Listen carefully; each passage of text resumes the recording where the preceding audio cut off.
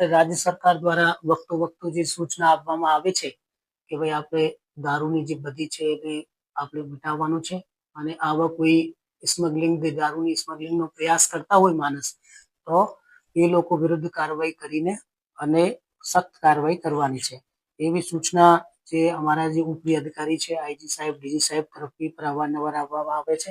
એ સૂચનાઓની આધારે ગઈકાલે એક જિલ્લા એલસીબી તેમજ પાળિયાદ પોલીસ સ્ટેશનના જે અધિકારીઓ કર્મચારીઓ છે તેઓને રાત્રે એમની બાતમી આધારે એક જે ખુલ્લી જગ્યામાં જ્યાં છેડા ગામની સીમ છે ત્યાં પાળિયાદ બાજુમાં એમના ત્યાં એક મોટું ટ્રેલર ભરીને એ લોકો દારૂની ઘુસાડવાનો પ્રયત્ન કર્યું.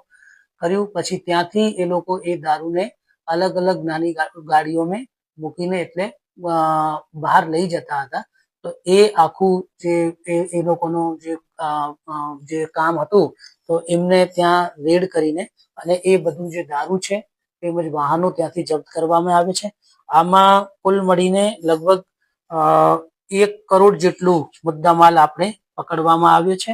એમાં જે ફક્ત જે દારૂની કિંમત છે એ લગભગ 75 લાખ જેટલી છે, અને બીજા પછી એમાં એક ટ્રેલર ટ્રક છે અને બોરેલો પિકઅપ છે એ પણ કબજે કરવામાં આવી છે.